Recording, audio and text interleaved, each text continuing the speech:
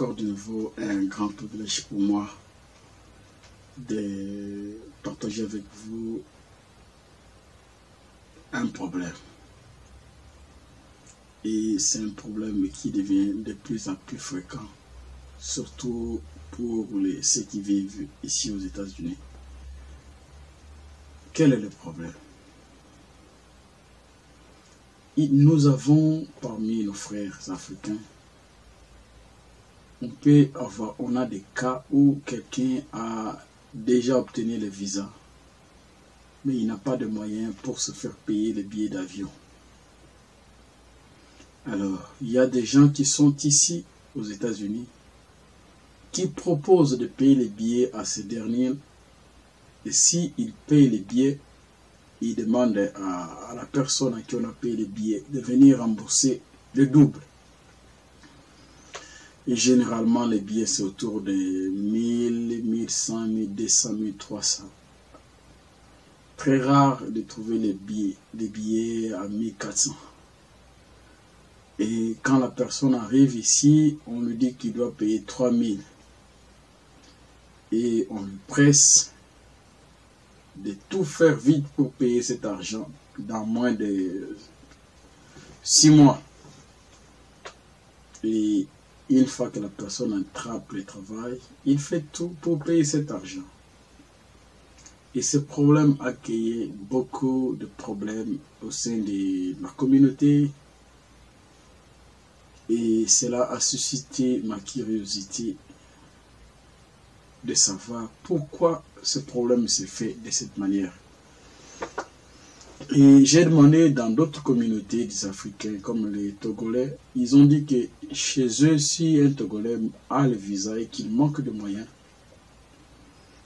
les autres, la communauté paye pour lui les billets. Et quand il vient ici, il travaille pendant une année pour rembourser les billets que la communauté lui a payé sans intérêt au niveau de la caisse de la communauté. Alors que chez les Congolais démocratiques, c'est le contraire. Si quelqu'un te paye les billets, tu dois lui payer les doubles, voire même les triples. Alors, ce problème a suscité, j'ai des amis dont on a fait payer parfois les doubles.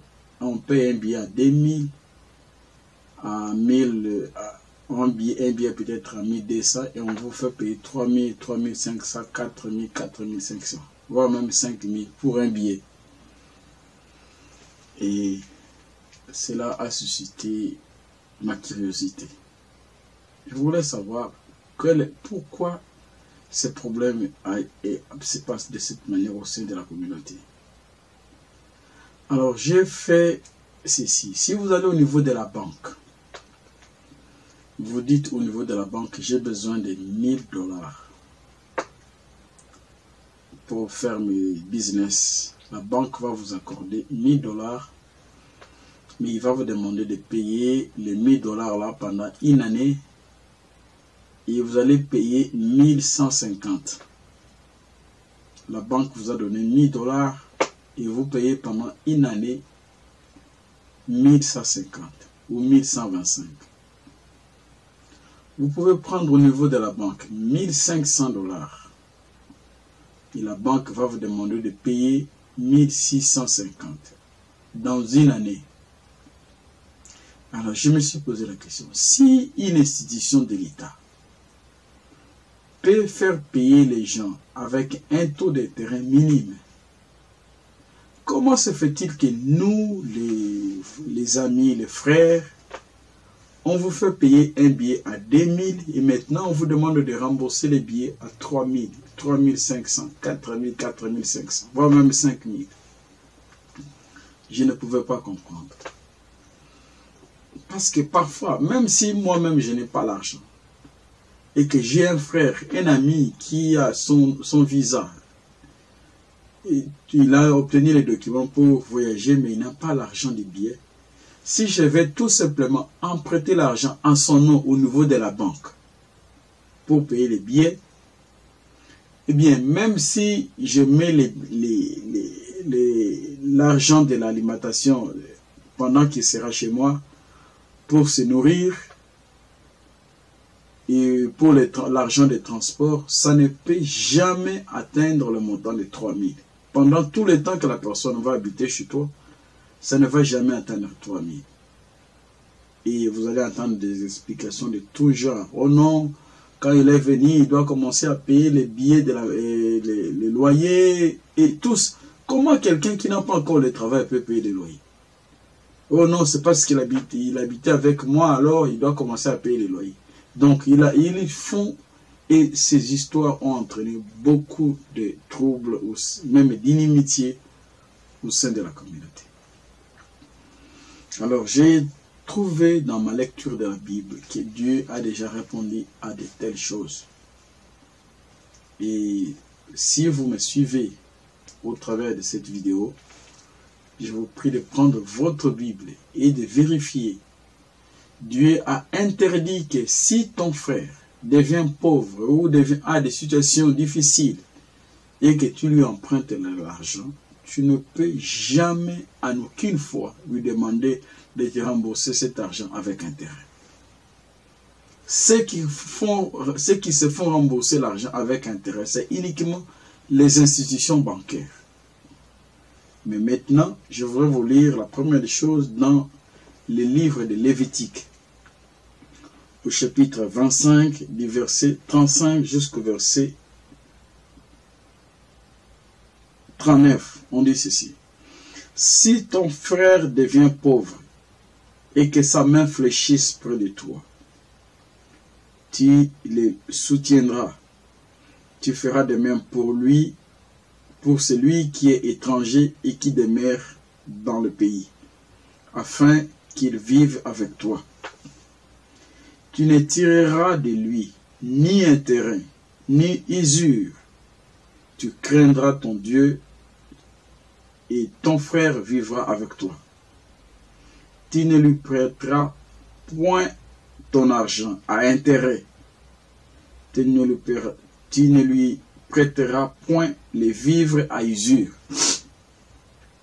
Donc, les vivres à usure ici, par exemple, c'est comme je sais que tel vin ou bien tel jus est expiré, mais parce que quelqu'un vient de l'Afrique, tu donnes ce jus, sachant que c'est un jus qui est expiré, ou bien le pain.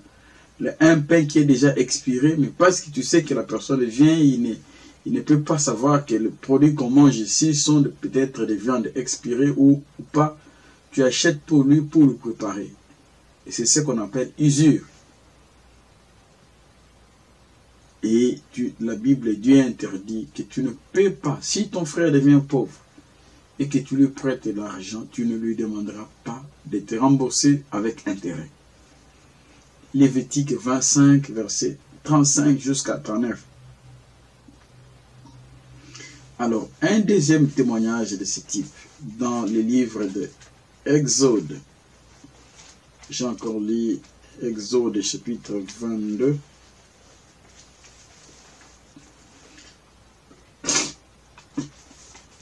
Exode chapitre 22, le verset 25. Si tu prêtes de l'argent à mon peuple, au pauvre qui est avec toi, tu ne seras point à son égard comme un créancier, tu n'exigeras de lui point d'intérêt. Les créanciers ici, ce sont les banquiers. On dit, si tu prêtes de l'argent à un frère, tu ne lui demanderas pas de l'argent, de rembourser cet argent, comme font les créanciers. Les créanciers sont les gens de banque. Or, la banque ne demande pas un taux d'intérêt comme le frère le font. Tu payes quelqu'un les billets à 1200 et tu lui dis de te rembourser 3000. Cher ami, un homme ne veut pas prouver que la parole de Dieu est fausse. Et le dernier texte, c'est dans le livre de Deutéronome. J'ai encore lu ça. Dans le livre de Deutéronome,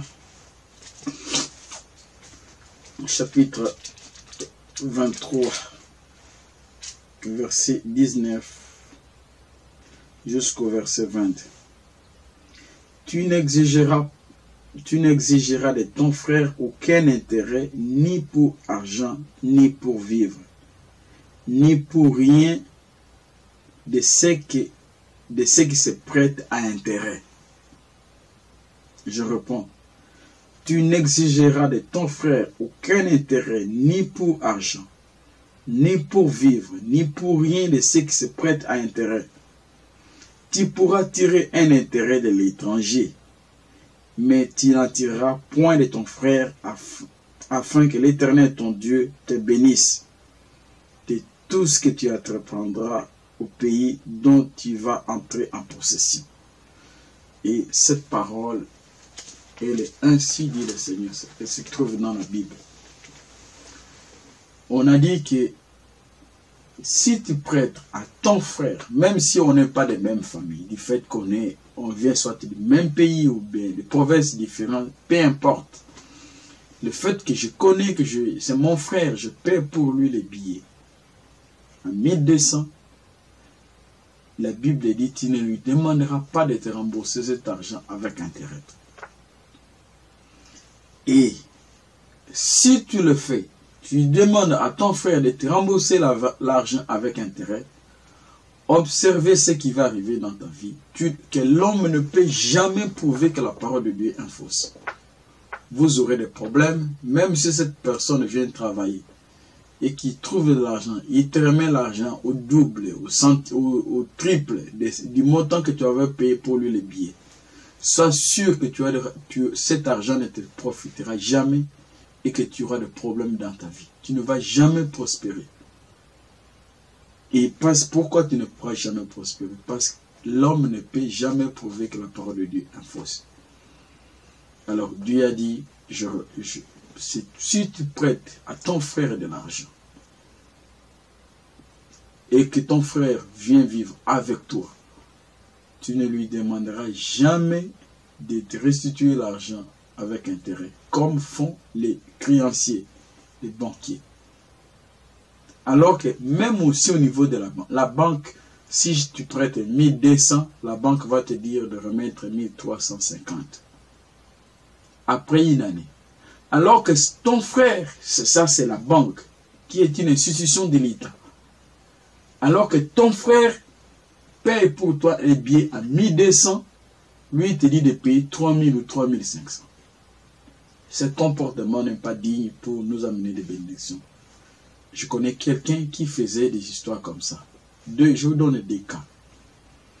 Quelqu'un payait des billets pour les gens et on les payait parfois les doubles, les triples. Il taxait comme il voulait parce que quand tu quittes, tu as les visas, tu n'as pas de moyens, surtout dans le pays très pauvre comme le Congo, tu n'as pas de moyens pour te payer les billets. Et tu voudrais coûte que coûte arriver aux États-Unis et la personne paie pour toi les billets. Et quand il paie pour toi, dès que tu arrives ici, alors il change de langage. Oh non, tu vois cet argent, je dois faire ceci, il va citer des mots comme tu sais un pays étranger, tu ne connais pas grand-chose. Oh, l'argent de carburant, ceci, on a fait ceci, j'ai même décalé. Il va évoquer des raisons inutiles. Il va te demander de payer l'argent, parfois les doubles, les triples. Et ce monsieur-là faisait ce comportement de temps en temps. Et il a reçu beaucoup d'argent, visiblement. Et quelques temps après, il est tombé malade. Oh, il avait des difficultés respiratoires. On est allé à l'hôpital, on a trouvé que les veines, certaines artères du cœur sont bouchées. On devait l'opérer au niveau du cœur. Et tu sais, la facture était venue à combien? La facture qu'il avait reçue, c'est plus de 350 000 $.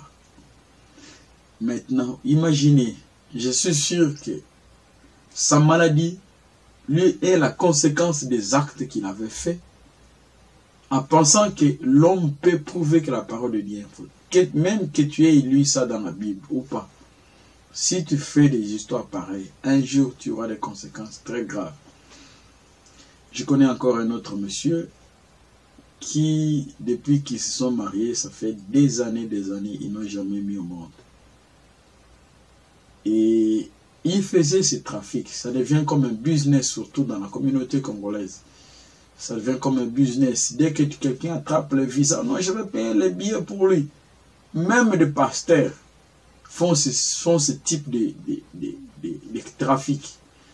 Ils payent pour toi les billets et après ils changent de langage. Il faut me donner l'argent le double. Oh, parce que j'ai emprunté au niveau de la banque, ceci. Il y a un taux d'intérêt. Alors que la banque n'exige pas un taux d'intérêt comme lui l'a fait pour tout. Et ce monsieur, sa femme ne mettait pas au monde. Une fois, il est venu, il m'a posé le problème. Il voulait m'expliquer quel est son problème. J'ai vu qu'il a commencé à déprimer malgré l'argent. Il est marié depuis longtemps, mais sa femme ne mettait pas au monde. Et une fois, je l'ai écouté avec des problèmes. Il a payé l'argent, les billets pour tel, mais pour terminer, pour que ce dernier termine la dette, ça devient tout un problème, tout un combat. Je lui ai dit, monsieur, tant que tu continues à faire ces histoires, tu ne pourras jamais trouver le repos pour ton problème. Je crois que la première des choses que tu devais faire, comme tu as aussi des cas de maternité dans ton foyer, cesse avec ces histoires. Dieu a condamné ça.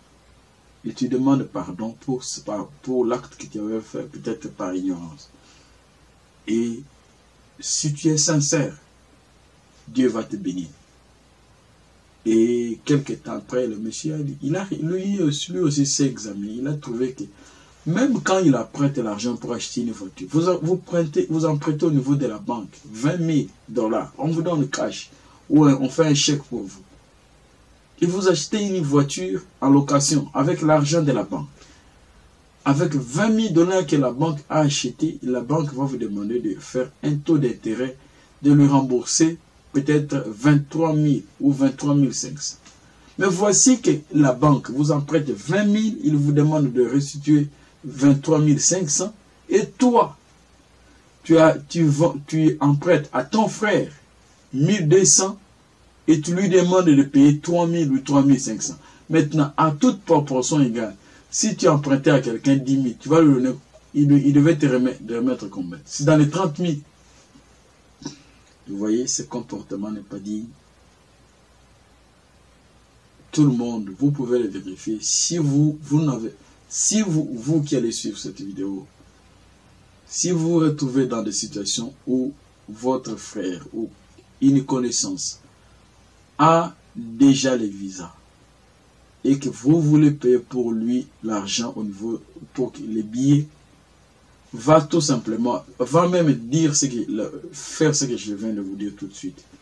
Tu vas au niveau de la banque, tu dis que j'ai besoin d'emprunter 1200 ou 1300 ou n'importe quel montant que tu vas emprunter au niveau de la banque.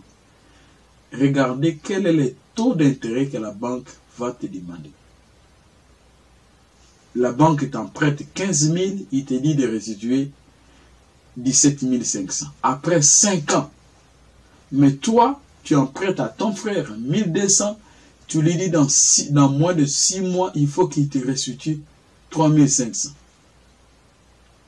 Vous voyez, ces attitudes ne sont pas bonnes et ça va tout simplement nous amener de malheur dans notre vie. Vous allez acquérir de l'argent, vous aurez l'impression que vous avez de l'argent. Mais vous aurez toujours plus de problèmes et cet argent ne sera jamais utilisé. C'est pourquoi les anciens ont dit qu'un bien mal acquis ne se profite pas. Donc c'est un comportement de demander l'argent. Je ne suis contre personne. Je sais que les gens font ça. Et quand quelqu'un, après qu'il ait payé pour toi les billets, il a remboursé l'argent, et que lui-même va au niveau de la banque, il s'acquiert que non, voici ce qu'on fait, on fait ceci, même si la banque te donne autant de moyens, autant d'argent, les taux d'intérêt au niveau de la banque est inférieur à celui que les Congolais se font.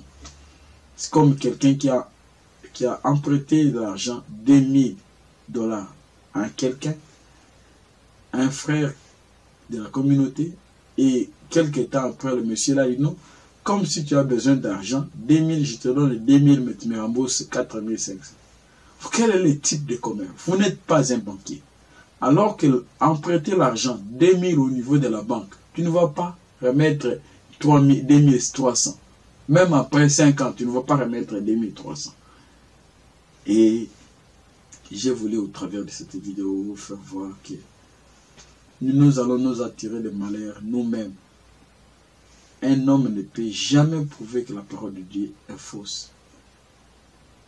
Et il nous a interdit. Si ton frère qui est en Afrique, souvent, et qui se trouve dans le besoin, et qui te demande de l'aide, oh, achète-moi les billets. Si tu lui achètes les billets, sois honnête envers lui.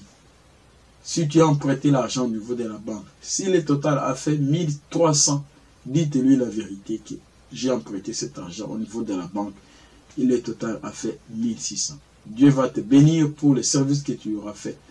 Que de faire de fausses factures, lui amener de fausses informations pour lui tromper parce qu'il est ignorant. Et tu auras l'impression que tu vas acquérir de l'argent. Mais sois sûr que tu ne pourras jamais prouver que la parole de Dieu est fausse. Tu auras toujours des problèmes et tu vas dissiper tout cet argent que tu as acquis de manière frauduleuse. Merci. Pratiquons ces choses et nous aurons la bénédiction de Dieu dans nos vies chaque jour. Merci.